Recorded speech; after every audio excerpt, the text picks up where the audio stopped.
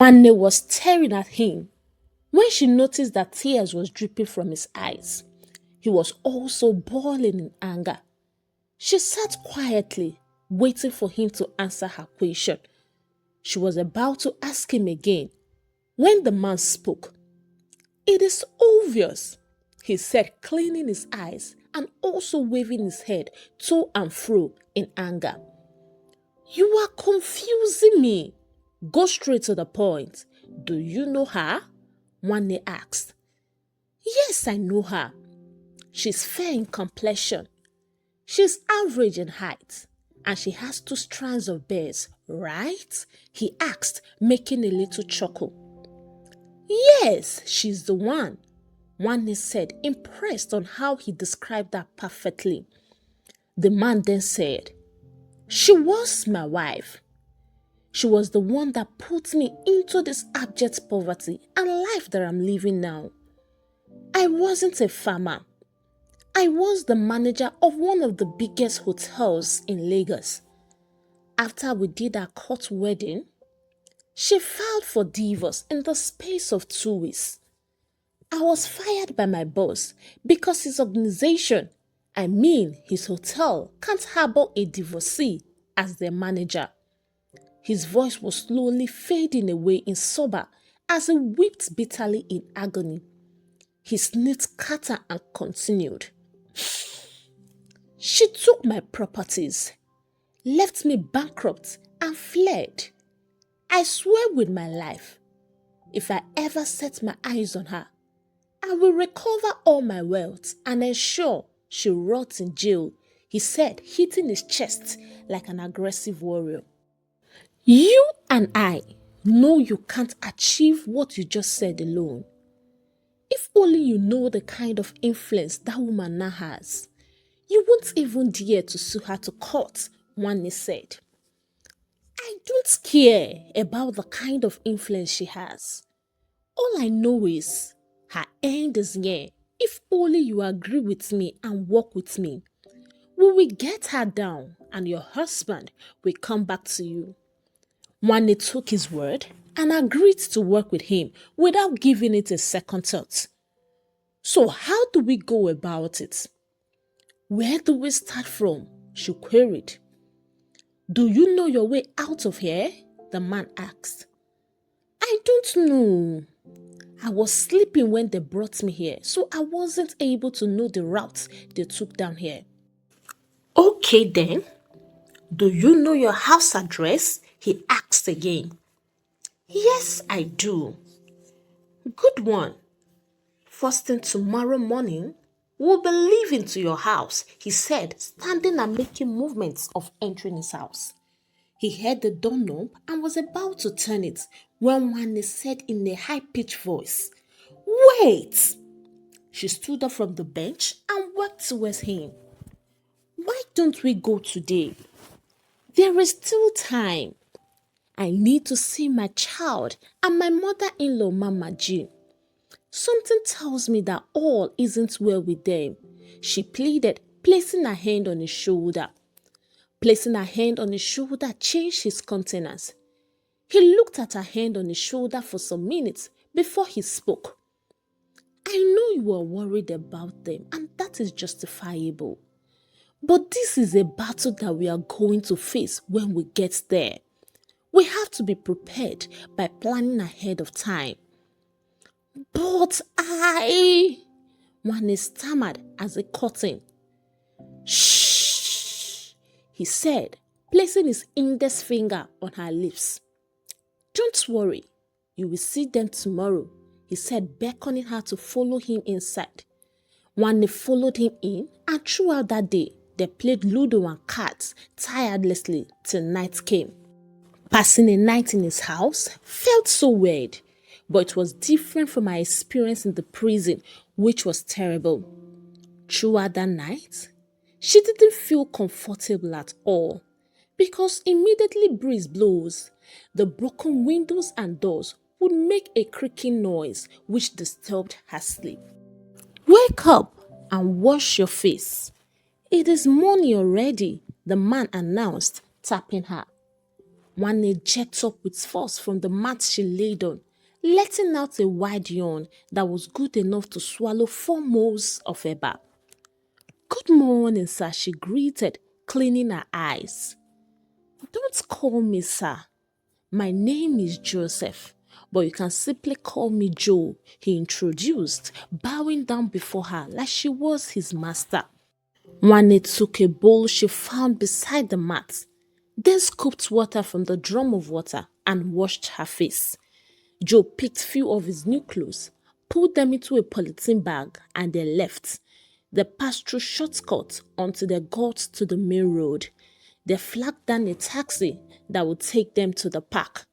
Their little journey to the park in the taxi went so cool. The taxi was quiet as no one spoke. Everywhere was totally silent. All the people in the taxi dropped at their various destinations, leaving them with the driver. Burden dealt so much with Wani, so she had to break the silence in order to get over it. "Joseph, how I wish this taxi would take us down to my house without us going to the park and boarding a bus, which is stressful," she blurted out. Joseph laughed gently and was about to speak when the driver interrupted. "Madam, where your house dey?" he asked in pidgin language. Reluctantly, One told him where her house is. "It is that place I am actually heading to now. So I think I will take the both of you there since that's my destination," the driver said. "Thank you so much, sir," Joseph and Wani chorused, showing signs of appreciation with their hands. "You are welcome, Jare," the taxi driver said and increased his driving speed rates. Finally, they arrived. They paid the taxi driver and entered the compound. All her neighbors were so happy to see her. Many of them thought she was dead, as Ndidi had told them the previous day. They also asked her who Joseph was, which she told them and introduced him to them. With eagerness, she headed to her apartment and entered. Everywhere was silent. Only the sound of the rushing tap coming from the toilet was heard. "I am home. One day is back," she said to check if someone was in. In no time, Mama G ran out and gave her a tight hug. "I thought you were dead. I am happy to see you," she said, hugging her, not even ready to break the hug. "And Didi told me you were dead, but I didn't believe because my instincts never lie. And here you are, safe and sound," she jubilated, still embracing her. "Mama, I am not dead, and I can never die till my time comes," she said, caressing her rough hair. Mama G broke the hug when she sighted Joseph. "Young man, who are you? And how did you manage to enter in here?" she queried, looking at Joseph eyeball to eyeball without blinking her eyes. "Mama, stop it. I came with him," Wani said, bothered about her daughter. She looked around the sitting room and didn't find her daughter. "Okay, oh," Mama G said, giving Joseph a deadly glare. "Mama, where is my daughter?" Wani asked, coming out of the bedroom without finding her daughter. "Sit down first," she beckoned. "Mama, don't tell me to sit down, no. Where is my daughter? She is my only child. She is my only daughter and hope," she ranted, grabbing Mama's clothes like she was fighting her. "Wani, stop this. You are behaving like a child and I don't like it. Olima is in a safe place," Mama G announced. "Hey, that is what I expected to hear," Wani said, losing her grip and freeing Mama G, smiling but inquisitive about her daughter's whereabouts. "Mama, I am sorry for acting like a child," she pleaded, sitting down on the sofa while Mama G sat beside her. Joseph had already sat down on the other sofa, admiring the decorations in the living room. Mama, where is the safe place you took her to? And why did you take her there? Is here not safe again? One asked. Mama declared her truth and began. Why did you tell me that Okole, my son, was kidnapped? I am so sorry, Ma, for not telling you. But I didn't want to add pains to your inflicted wound. One pleaded, getting pissed off of the suspense Mama G was putting her through. I don't think that is a plausible reason. I mean, you would have found a way to tell me a pleasing way than keeping me in the dark, Mama G said.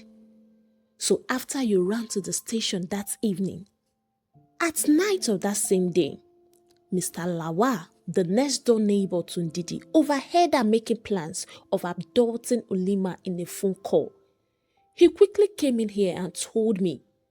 Immediately, I took her to an orphanage to stay there for a period of time till things get right. And please, ma, take me there. Mwane cut in, not letting Mama G finish that line. I will take you there, my daughter, but not now. That will be in the evening, when everywhere is dark. Because if Ndidi set her eyes on you, she will call her thugs to beat you to death, since the police didn't kill you as she told them. Mama G paused, relaxed well on the sofa, coughed a little, and then continued. My daughter, Ndidi is now in charge of the shop and now moves around this vicinity with thugs as escorts. She is now notorious to challenge. Everyone in this area is afraid of her. Wane kept quiet, praying for time to calm fast so that evening would approach. So Ndidi now puts terror into people now? Joseph thought. You haven't told me who this young man is. What is his mission here? How did you know him? Is he another Ndidi in a male version? She queried. God forbid, Joseph rebuked, smiling broadly. Mama G gave him another deadly look. He noticed it and stopped smiling. In order not to cause commotions, Wane introduced Joseph to Mama. After she heard all the stories, she became friendly with Joseph. I am so sorry, my darling, for my behavior earlier. Just that I now hate keeping stranger company, she said, stretching her hands for handshake. Ndidi is wicked.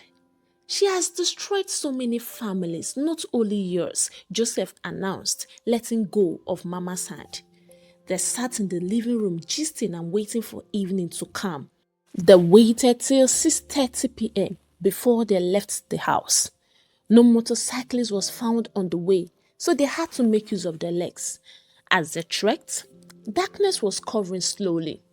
They got to the orphanage. As they were about to enter, Wane saw and locked stairs with Ndidi, who was purchasing a type of grilled meat in a stand close to the orphanage. Ndidi vibrated in shock as she locked stairs with Wane. She thought Wane was long dead. Immediately Wane did, she signaled Mama G and Joseph. Boys, chase her and make sure you beat her to death. Ndidi ordered the thugs surrounding her, pointing her filthy fingers towards Wane, not seeing Mama G and Joseph. Wane took off and ran for her precious life.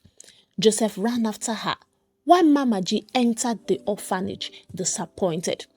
Joseph got to Wane and held her hands and increased his running speed, pulling her along, which she managed to run like him because he pulled her. Unfortunately, Joseph bumped his foot on a stone that ejected from the ground. With the full speed of his pulling on Wane, she ran past him. She ran into an uncompleted story building and hid under the staircase. The tout followed her behind, but didn't see her when she ran under the staircase. They searched for her. She heard heavy footsteps approaching where she was hiding. She stayed calm without moving an inch.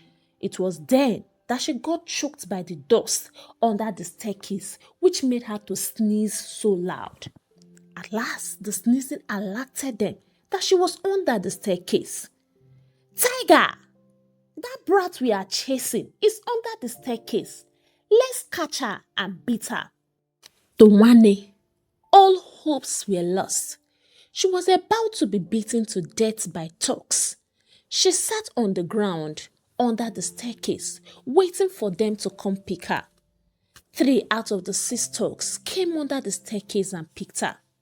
They forced her out with thunderous slaps on her face and head.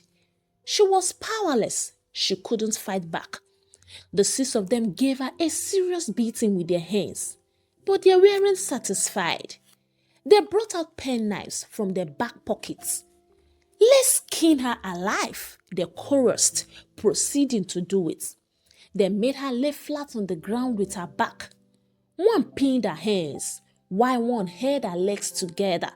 The remaining 4 bent down to proceed.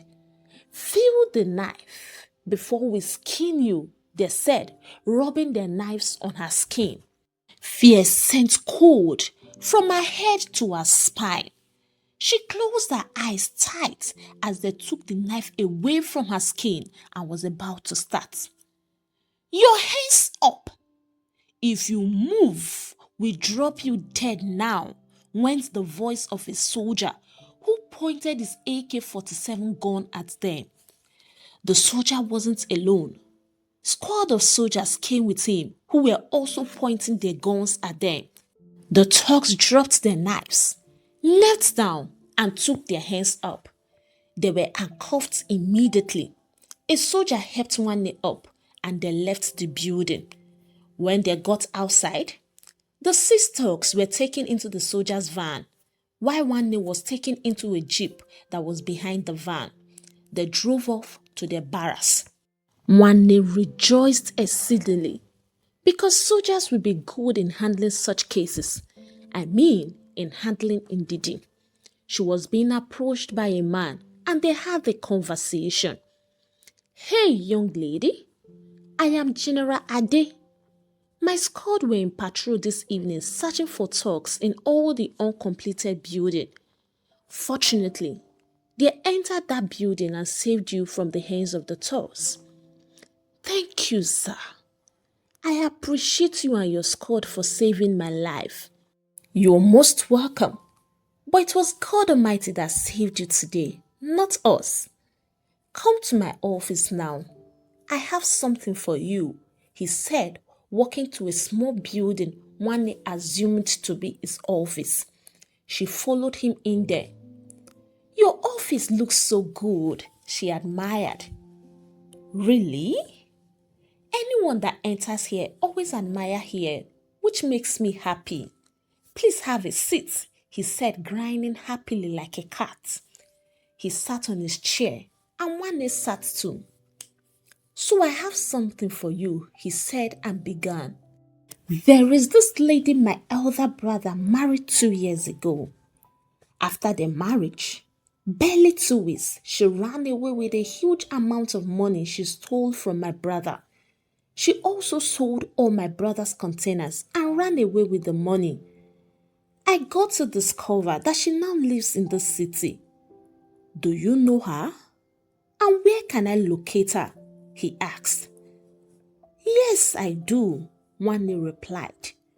She was actually the one that paid those thugs to beat me up, she said, and revealed everything to him. That's good.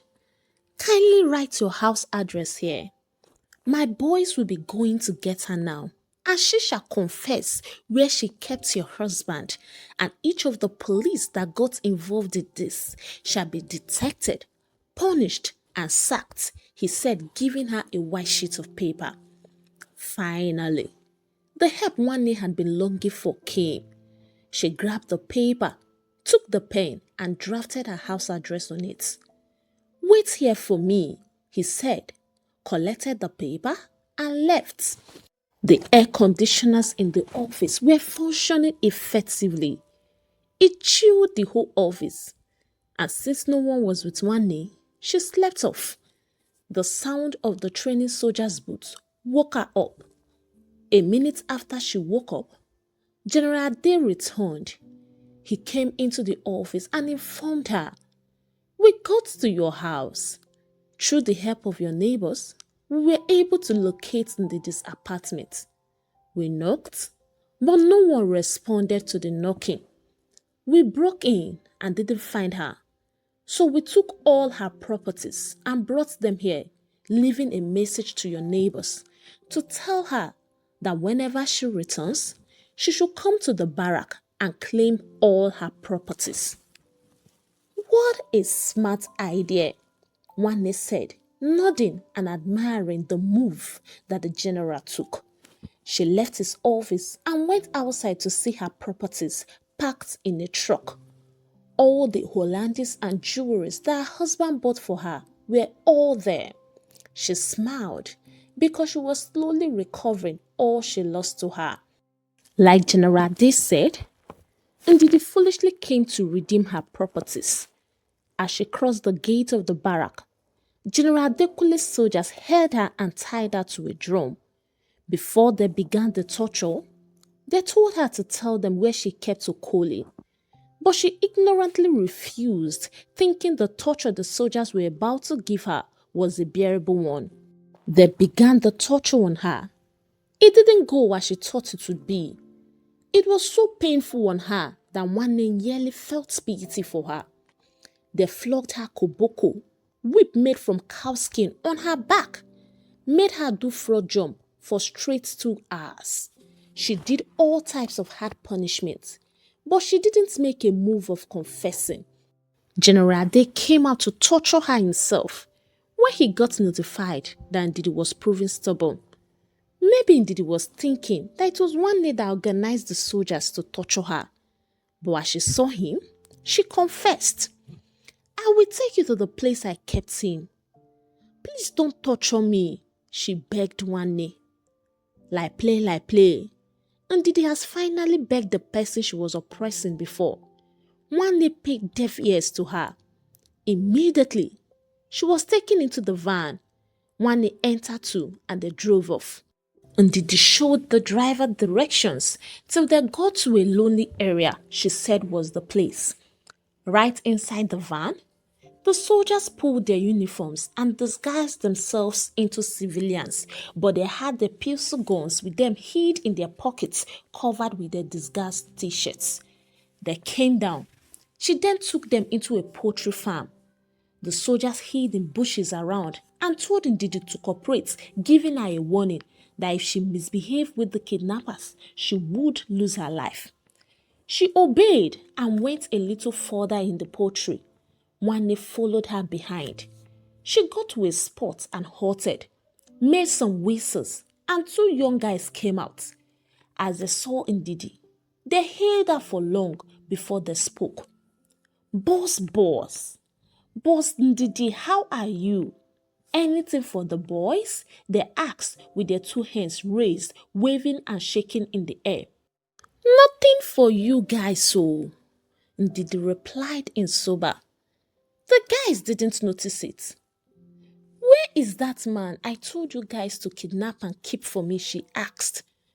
Nwanne was at her back, eager to hear the response. "That man?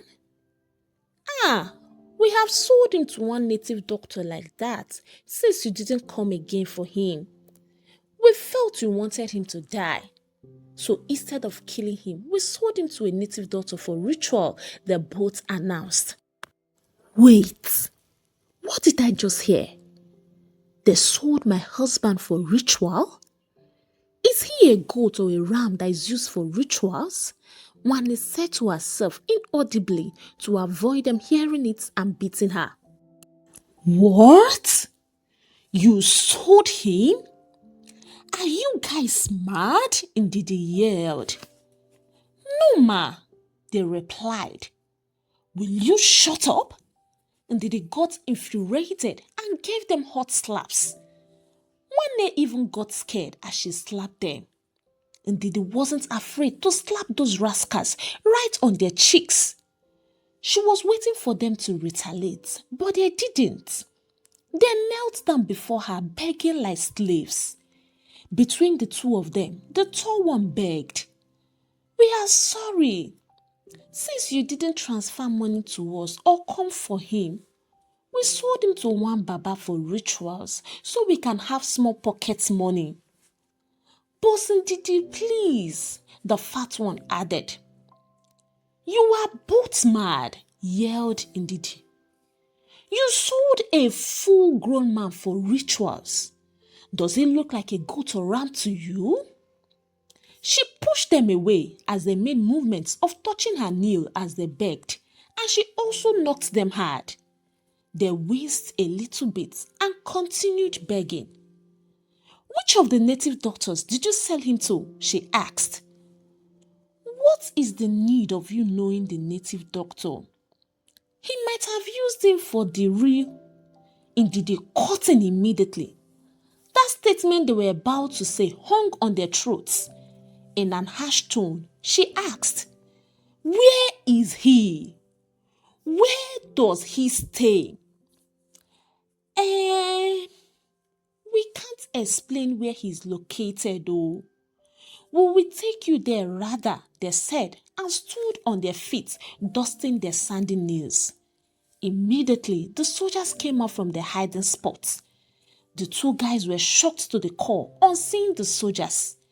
It didn't come to their minds that they were soldiers, so they brought out their pistol gun to shoot the soldiers. General Ade quickly noticed it. He quickly cocked the gun and inserted 3 bullets into the legs of the tall guy. The other fat one surrendered instantly. They took them into the van and they got to the native doctor's place. While they were driving down to the place, Wande was expecting them to arrive at the shrine of the native doctor just the way it is in movies. But then, the guys directed them to a big thatched house in the bush. The soldiers reloaded their guns, changed back into their uniform right in the van, and told the ladies to remain inside the van to avoid being struck by bullets they might release if the native doctor has a gun or thugs with weapons. They came down with their guns pointed on the heads of the 2 thugs. Wande watched them till they tiptoed into the thatched house out of her sight. She turned and saw Ndidi sitting close to her like a saint. A wolf in a sheep's clothing, she thought. She shifted and clustered to the door of the van just to avoid her touching her. The hatred she had towards her this time was so much that if it was converted to money, she would use it to build 2 mansions. And if she was given a chance to do anything to her, she would punch her on the face or pull her wig and beat her to the core. She panicked when she heard gunshots sound twice. She knew the soldiers just shot someone twice or shot 2 persons. After the gunshots sounded, the soldiers came out with her husband, Okole. With joy, melody and happiness all together, she came down from the van and ran to hug him. He was just smiling as he saw his wife and was making approaches to hug her too, which made her the happiest woman that day even without hugging him. Chai! See my husband that was chubby before. He now looks lean like someone who has HIV/AIDS. Ndidi has done the worst to my darling husband. Well, let me not even go there for now. She ran towards him and he also ran to her. Suddenly, he stopped, diverted to another way and hugged Ndidi. What kind of spell has this God-forsaken lady cast on my husband? After they hugged, that's Okole and Ndidi, they all went back to the barrack with those 2 guys. Wande's mind wasn't at ease as she kept thinking on how to make her husband come back to her. When they got into the barrack, she complained to General Dekule. My husband still sticks to Ndidi after all she did to him. It is apparent she cast a spell on him. My sister, that one is beyond my power. I would simply suggest you call your pastor to come and deliver him. He took Okole into his office while Nwanne invited their pastor over. After a long period of casting and binding, Okole came back to his senses. Right there in the barrack, all the evil that he did was exposed to him. Mama G and Joseph were invited too. They came along with their precious daughter, Olima. They all reconciled and became happy again. And these expensive properties were sold and the money was given to Joseph. Okole became friends with Joseph and General Dekule. Their shop was restored. Few days later, the policemen that involved in what they did to Wani were all arrested and sacked, and they committed suicide, which Wani wasn't bothered about. To her, she deserved it. Her body was buried in the cemetery. Okole supported Joseph financially for his exporting business. He also prepared their visa and they relocated to the United States of America. There they lived happily and Nwanne learned her lessons. She made friends with white ladies, but she didn't open up her family issues to them, which was the wise thing she ever did. Hey, African Tales by Kamma Tribe, how are you all doing? For me, I am doing just fine. Let me ask you, did you enjoy the story? If you did, kindly share with me in the comment section what you learned. If you have not given the story a thumbs up, what are you waiting for? Please like and share with your loved ones as well. You can please support my channel by buying me coffees using the link on the bio of this channel or the link on the description of this video. Till I bring another story your way, it is a goodbye from here and God bless you.